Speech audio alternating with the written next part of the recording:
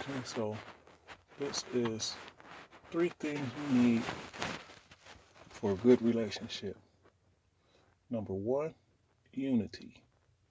A good relationship will have unity. A man and a woman together, united, along with Christ, you have unity. A three-strand cord is not easily broken. So if you have unity in your home, you have um, strength. If you're united, you're together, you're not unequally yoked, you got strength there. Another thing, community.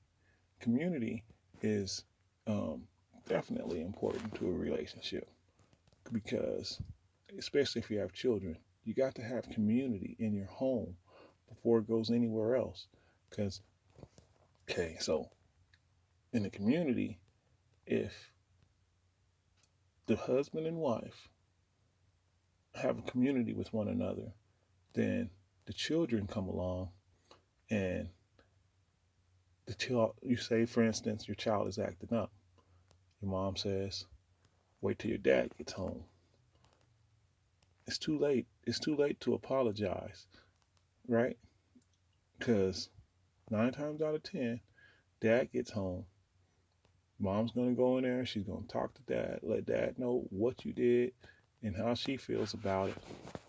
And then he's going to unite with her and they're going to come in there, let you know what's going on. 9 times out of 10, it's going to end up that the community is going to come together on your butt because of what you've done. You might go in there, Mom, I'm sorry, I ain't gonna do it no more. And your mom's like, okay, I understand, but this right here, it's too late. You should have thought about that before. I don't know how many times I heard that. You should have thought about that before. Yep, and it's so true. And if your parents have a community with one another, then fellowship is gonna be there. Fellowship is the third one. They fellowship one with another. And so, because of the communication and the fellowship and the unity in the community, oh my goodness, that's a three-strand cord. They all work together. They're kind of similar to one another in a way, but at the same time, they work together at the same time. You know? So, you got the unity, you got the community, and you got the fellowship. And they all work together. Because, say for instance, dad comes home, everybody goes and everybody's in their room, nobody talks to each other, nobody communicates with each other, and it's just everybody's in their room or in their own space doing their own thing.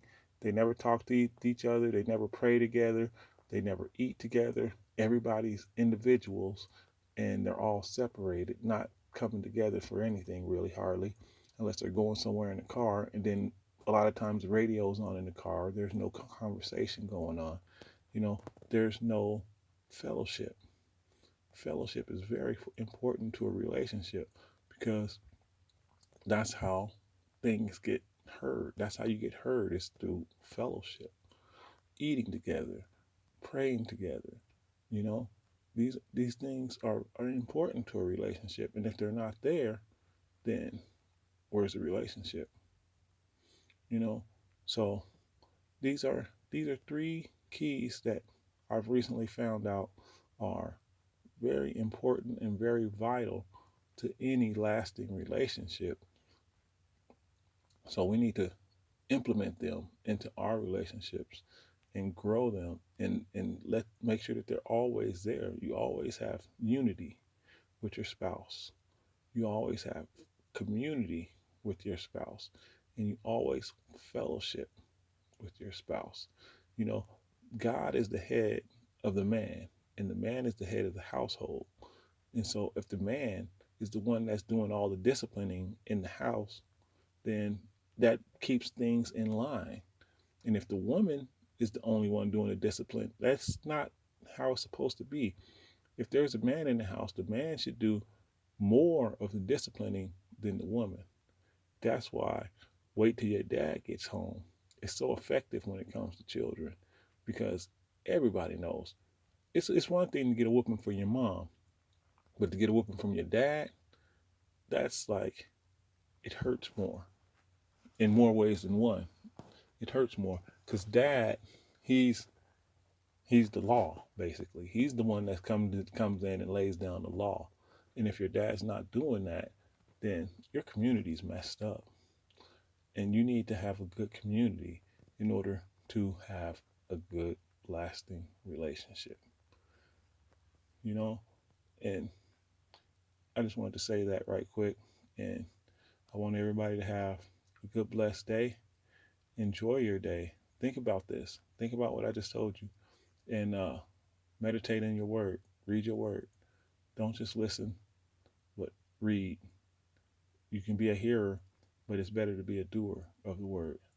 And the best way to do the word is by reading it. Pray before you read. And you get in there and you read and you ask for understanding in your prayer. Let God guide you. Let God teach you. It's one thing to go to church and let the preacher pour into you. It's another thing to have it poured into you directly from the source, the Bible, God. So, yes, thank you for listening. Have a blessed day.